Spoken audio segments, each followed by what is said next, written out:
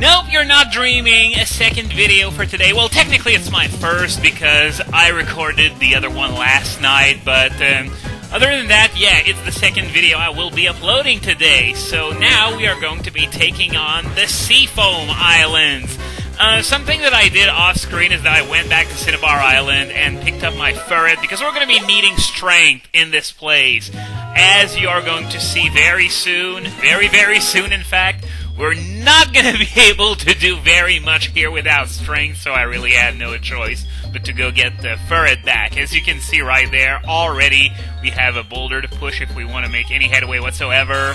And by the way, up there, you can see that there's a path. We can't go there yet because of the nature of that boulder puzzle. What you have to do, you have to reset the puzzle by going through a ladder in order to be able to go collect the treasure that's behind it. This is only one item, so don't worry too much about it if you don't want to go for it, but I'm going to be showing everything as usual, so I'm going to be showing you exactly the way to do this. Now, if you look at a map of this place, and speaking of which, it's important to note that this is not... Oh wow, the water stone already! This is actually the one item that I wanted above all else from this place, because if you remember, we're going to need it over at the Ruins of Alph to open the last vault. So, in order to be able to get to that treasure, you reset the strength boulder, push this one ahead, then this one to the side, and there you go. It's as simple as that. It's just annoying if you're trying to do it as soon as you enter the cave and you realize that there's no way to do it without resetting the puzzle, but then again, all this for a grip claw, I guess it doesn't really matter. But yeah, as I was saying, as you can see, this dungeon is very different from what it used to be in the Kanto games. In the Kanto games, you are supposed to push boulders all the way down to stop the currents that are raging on the bottom floor, and doing that will net you access to Articuno. Here, however, it's a bit different. It's just a plain old maze where you can easily get lost if you don't know where to go. Well, that's the impression that you get if you just take a look at the map, but actually, it's fairly linear in nature if you can look past the fact that there are tons of ladders everywhere, and something new as well in this game, trainers in the Seafoam Islands, and I'm not referring to the ones in the gym. By the way, that was a bit stupid of Blaine to build a fire gym on top of an icy cave. Yeah, that's just inviting disaster, and holy shit, am I really fighting a level 53 Delibird? Then again, I don't know. Maybe it's because of the fact that Delibird is complete trash, you know, like the Metapods that we fought over at the Viridian Forest. But one thing to note about this place is that the wild Pokémon, at the very least, their levels are much higher than what they were in the Kanto games. Remember how I complained in the Rock Tunnel that they were even lowered? Well, apparently I've been listened to, because the levels can go as high as 40 in this place in terms of wild Pokémon. And, well, level 55 Cloyster, so this Delibird wasn't a one-off occurrence. We're really talking about extremely high-level trainers in this place. Fortunately, there are only 3 of them, I believe, but still, something tells me that I'm not intended to come here until after I've beaten Blue, because other than those bug catchers over at the Viridian Forest, these are by far the highest level trainers that aren't gym leaders in Kanto.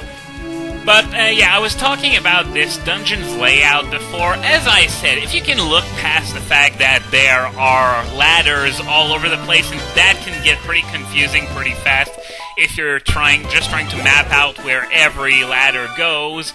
If you can look past that, it's actually quite linear. Of course, there are a few side paths that have treasure in them, such as the one with the water stone from earlier on. Just doing a quick lead switch because I don't want my Pokemon to fall too far behind from each other in terms of levels. This is going to be especially important as the levels of the opponents are going to be going way up from here on in. We're going to have to deal with the gym leader rematches eventually, and I would like my Pokemon to be about equal in terms of power. By the way, speaking of that, many of you seem to think that just because I have only one badge left, this LP is almost over. That is not the case. Over the last few days, and wow, that Dugong actually didn't die from a Thunderbolt, so I guess I really have nothing to worry about if I try to use Gengar's Thunderbolt against Articuno since it's level 50. But yeah, as I was saying, over the last few days I've been making a laundry list of all the things that I needed to do before finishing this LP, and Lapras, if it's the same level, Gengar sure as hell isn't going to be enough. If it can't kill a Dugong, has no chance in hell of facing a Lapras and a one-hit KO'd it. So here come the big guns once again. But other than that, yeah, as I was saying, there are a lot of things left to do. I'm pretty sure this LP is going to end up being even longer than the Platinum LP, so that means we still got at least a good 25 parts ahead of us, if not more. By the way, some news I wanted to share with you. The schedule for the Zelda Marathon over at thespeedgamers.com has been made public. I'm going to link to it in the movie description in case you guys are interested, you know, to alter your sleep schedule in such a way that that you'll be able to see a certain game, though they've thought ahead of time and decided that, you know, during daytime they are going to be playing the biggest games, and those chosen were Ocarina of Time, Wind Waker, and Twilight Princess. Now, the reason why I'm not mentioning Skyward Sword, and otherwise I could say, wow, the best four, what a coincidence, is that the way this is going to be working is that they are going to play every Zelda game over the 72 hours of the marathon as I get, well, it's got to be like my 5th Ice Beam TM throughout the course of this LP, and it's way too late for that because I've got my permanent movesets on all my Pokemon. But yeah, they're going to be playing all the Zelda games over the 72 hours that this marathon is scheduled for, except for Skyward Sword. So I don't know if this was intentional, or if it was just, you know, added as an incentive to get people to donate. But the way it's going to work is that if we reach the $15,000 goal in, yay, ice puzzles to reduce my train of thought to nothingness. I think I have an idea of what to do here, though. If I can just push it in the right spot, not too far, I think we're gonna be good with that, and then you head over there and run into the boulder, and yeah, it really was that simple. But yeah, if we get the $15,000 before the 72 hours are over, the marathon is going to be extended for another 24 hours, and that 24 hours is going to showcase an encore presentation of Ocarina of Time as well as Skyward Sword. I think I know what to do for this one. You just have to toss 2 of these out of the way, then run into the third in such a way that it's going to fill that space over there so you can get through. Really not all that difficult. But yes, this is what they've decided on, since playing all the Zelda games would last over 72 hours.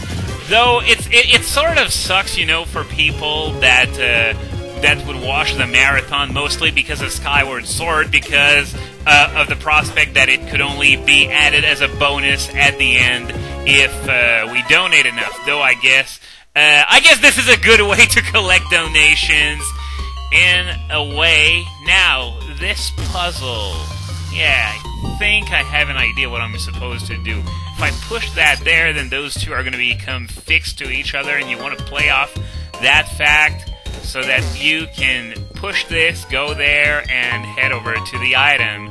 Wow! Suddenly I'm a master at these ice puzzles. Yeah, remember yesterday when I kept sucking at Blaine's gym?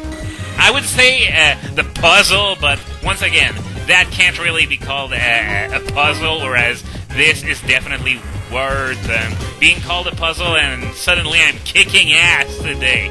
I guess maybe this has to do with the fact that, I don't really know anymore. I mean, I've been doing LP videos in the evening for the longest time, and I don't remember sucking that much, but oh well, doesn't really matter.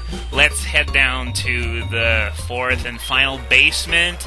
This is where Articuno is. Unfortunately, as you can see, there are all those rocks blocking the way, and as such, we can't get to Articuno from here, so we're gonna have to take a slight detour if we want to get there. And by slight detour, I mean it's actually going to be taking us all the way back to the second basement, and then all the way back down to the fourth. I mean, it's pretty stupid when you think about it. I fail to see the point of that, unless it's just, you know, to get you to fight even more wild Pokemon on the way to Articuno, even though from there's no puzzles at all. It's just really as linear as it can possibly get. But, anyway, I'm gonna put a link to the marathon schedule in the movie description. Of course, it sort of sucks that we get no guaranteed Skyward Sword playthrough, though I'm guessing that many of you still haven't played it and would like to avoid spoilers as much as possible. So I don't really know. And by the way, they also have a few other prizes to give away, other than what I've been talking about the other day. They've got a copy of Skyward Sword, most notably, you know, just in case some of you still haven't bought it. If you're interested in getting one for free, then I guess donate, and maybe donate to get an extra 24 hours as well, okay? And by the way, before you ask, no, I will not be uploading any new videos during the marathon because I'm not going to be making them in the first place. I'm going to be too busy watching the marathon. So this is going to be a little LPing break for me. And wow, we are actually kicking ass today. I didn't expect to make it. I think we're going to make it to Articuno by the time this video is over, actually. Yeah, we're right down there, and Articuno is on an island nearby. So I guess we're going to start the next video with catching Articuno. Actually, I didn't think it would take only less than 15 minutes to get there. Actually, but oh well, it doesn't really matter either way. The faster it gets done, the happier I am. Not that I want to rush through everything, because that's not the way I usually do things. So, next time on Pokemon Soul Silver, we're going to be facing our first legendary bird. And, oh, sure, ruin all of it with one last random battle for the road, will ya? By the way, now that I'm thinking of it, how many balls do I have? And I'm talking about dusk balls here, because obviously we're in a cave. Dusk balls are effective all throughout the day, so it doesn't really matter when you go to catch Articuno. But and even there, I would never use anything but dusk balls, except for those few Pokemon that require heavy balls. 13! 13 is good. I can deal with 13, so next time we're going to be fighting that thing.